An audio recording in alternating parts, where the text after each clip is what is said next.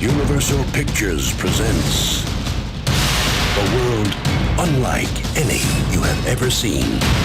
Waterworld. Waterworld got a lot of tough press, and I'm wondering if you had a sense of deja vu, especially when they were starting to kick around terms like Kevin's Gate. The movie has been plagued with bad press about cost overruns, production problems, and fights between star Kevin Costner and director Kevin Reynolds.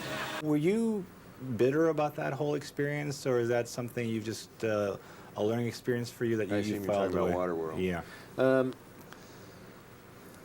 To say that it doesn't affect you, I think, would be a lie. But at the same time, being in the business and having done, half a dozen pictures now, you have to learn that at a certain point you have to try to let it go and move on. I was not privileged to any arguments. I never saw Kevin Costner and Kevin Reynolds arguing. If they did, I don't know that they did. I read it in the newspaper. Right. I never saw it. Right. Well, the gamble's tremendous when you make a movie that they say after prints and advertising is going to come somewhere near $200 million. If this is really true, then you've got to break $400 million. So the gamble is a hard one. But there have been movies that have broken $400 million, and I think that there's a great possibility this will be one. And I sure hope it would be, because it sure, get some of those people back. But when it started becoming personal about Kevin Costner and Kevin's Gate and saying these things, that's not necessary. Looking relaxed and tan, Kevin Costner still knows how to be a superstar, throwing the biggest Hollywood premiere of the summer. Well, I hope if they see it, they're going to like it. Waterworld was the film critics thought would drown the Oscar winner, with a budget close to $200 million and a plagued production. But this is the moment Kevin has been waiting for. There would always be, in retrospect, things you could do differently, but it's kind of, that ain't the time now. No tears before bedtime. One person conspicuously absent from the star-studded premiere, Kevin's ex-wife, Cindy. Despite rumors of a reconciliation, Kevin showed up with his children as dates. Kevin Costner, Dennis Hopper, Jean Triplehorn.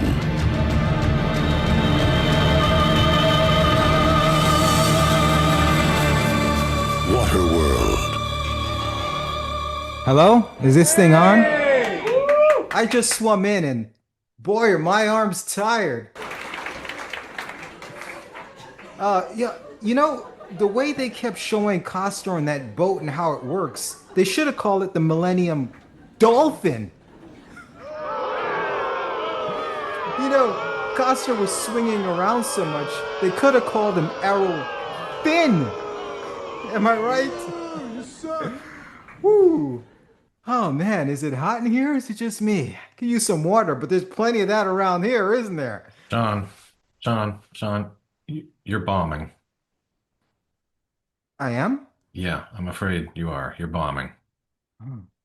Speaking of bombs, almost every movie has production problems. Most of the time, the public never hears about them. Waterworld was different. As the most expensive movie ever made at the time, it was placed under a gigantic microscope. Anytime there was an issue, it made front-page news. It was called Fish Tar. They called it Kevin's Gate. With a budget that spiraled to a then record-shattering $175 million, it was a film so notoriously troubled, so epically disastrous, that its failure was meant to sink Hollywood's biggest star. This is the story of Waterworld. To understand the disaster of Waterworld, you have to understand the changing landscape of Hollywood in the early 1990s. The days of small releases were over. Studios were now banking on massive blockbuster films, a bigger risk, but a much bigger reward. Theaters were becoming multiplexes, and the opening weekend box office was king. Studios dumped huge money into production and marketing, hoping audiences would see a big budget and assume that translated directly to quality. And in 1991, no star was bigger than Kevin Costner. Fresh off his Oscar wins for Dances with Wolves, he was the undisputed king of Hollywood, with the power to get any film made exactly the way he wanted. This combination of an all-powerful star and an industry obsessed with epic blockbusters created the perfect storm, brewing long before a single camera started rolling. It all started in 1986. Aspiring screenwriter Peter Rader was advised by a friend at Roger Corman's studio to write a cheap knockoff of Mad Max. Rader delivered Waterworld, a world flooded after the polar ice caps melted. Corman famously laughed him out of the office. The estimated $5 million budget was far too expensive. After being shopped around, the script was picked up, eventually landing at Universal with a healthy $30 million budget. Kevin Reynolds, who had directed Costner in the hit Robin Hood, Prince of Thieves, was hired to direct. But Reynolds, knowing his friend's on-set intensity, pleaded with the studio not to hire Costner. The studio didn't care. They wanted a bankable lead, and Costner accepted the role. With rewrites by David Towie that leaned even heavier into the Road Warrior influence, the budget swelled to $65 million. The project had promise. It was ambitious. They were about to make movie history, just not in the way they intended. Pre-production began in June of 1994 with Costner getting a $14 million paycheck. The budget was already heading towards $100 million. Steven Spielberg, who had endured his own personal hell shooting Jaws on the open ocean, personally warned the producers to use a controlled water tank. They ignored him, choosing to shoot off the coast of Hawaii to maintain the appearance of a massive epic film. The problems began immediately. A young Joss Whedon was flown in for what he called 7 weeks of hell to punch up a script he found had no water in the last 40 pages. Costner had rewritten much of it himself, and it was deemed untouchable by the star. Whedon's work was mostly unused. The massive floating atoll set, which cost $5 million alone, had no bathrooms, forcing lengthy ferry trips to shore. They were shooting during hurricane season, the set had to be evacuated 3 times, and on one occasion, it sank completely, costing $500,000 to dredge back up. Reporters got wind of the troubles, and the nicknames Fish Tar and Kevin's Gate began to shape the public's perception. The budget exploded past $175 million, inflated by things like Costner's $1,800 a night suite and his $800,000 yacht. The shoot ballooned from a planned 96 days to 166. On set, the feud between the two Kevins reached its breaking point. Reynolds created a director's cut that Costner hated. Costner used his star power to take control, and Reynolds furiously quit the film, stating that Costner should direct all his own movies. That way he can work with his favorite director and his favorite actor. For the final weeks of shooting, Costner did just that. The studio, needing to maximize screens, forced a shorter, 135-minute cut, removing character development and slow scenes. Test audiences hated it.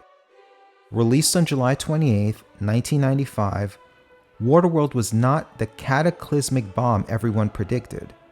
The negative press had turned it into a morbid curiosity. It opened at number 1 and eventually grossed $264 million worldwide. But after marketing, it was a colossal disappointment. For Costner, it was the first major crack in his armor. For Reynolds, it was the end of his A-list career. But years later, a longer 176-minute director's cut, accidentally aired on ABC, began to change the film's reputation. This version, which filled in plot holes and restored character moments, was hailed by fans as far superior. A glimpse of the masterpiece that could have been. All I knew about Waterworld in 1995 was that it was supposed to be terrible. As a fan of bad movies, I was intrigued, but there was no way I was going to spend money to see it. Luckily, fortune favors the cheapskate, and I was offered a free pass. I enjoyed that first visit to Waterworld.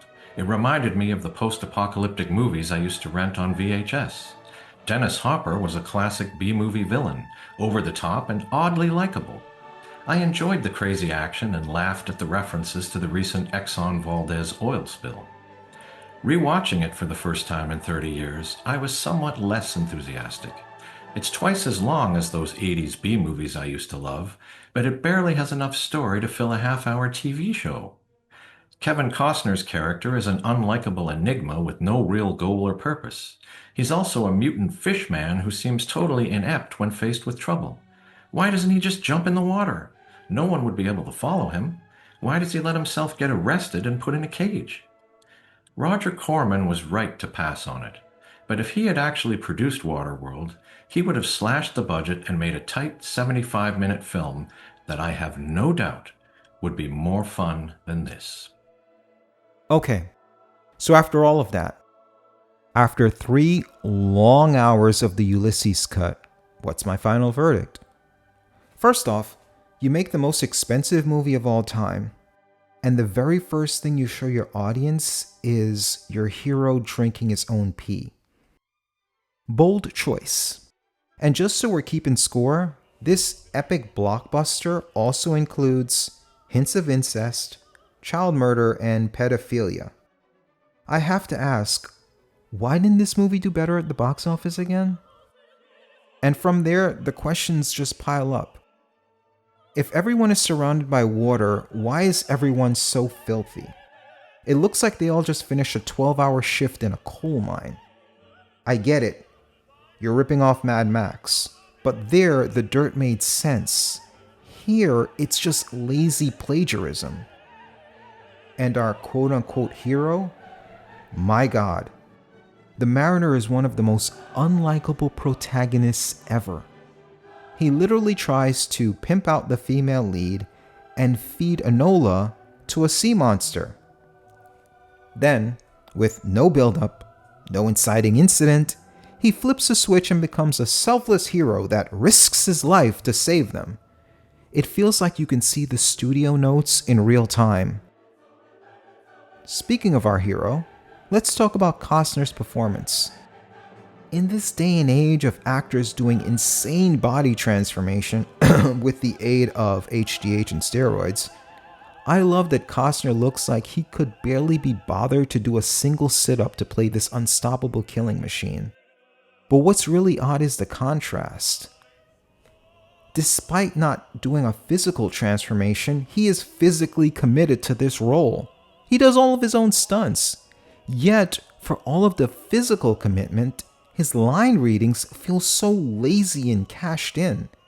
It's bizarre. The villain doesn't help either.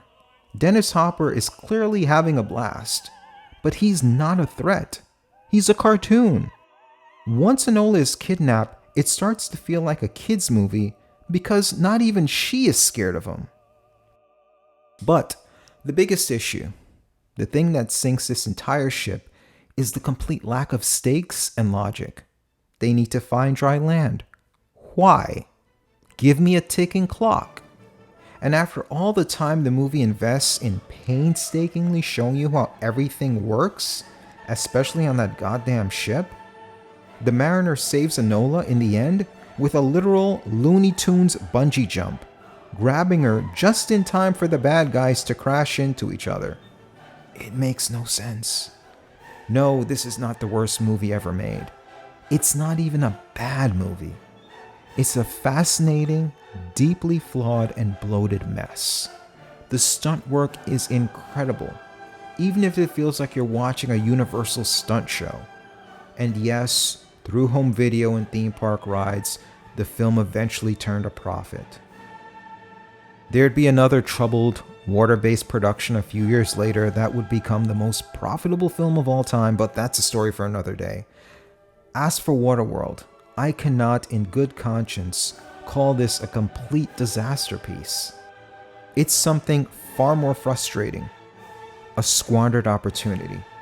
A movie with 2 competing visions that ended up as a murky, unsatisfying compromise. Also, Deacon says the Mariner is like a turd that won't flush. In a world with no indoor plumbing, how would he possibly know what that means?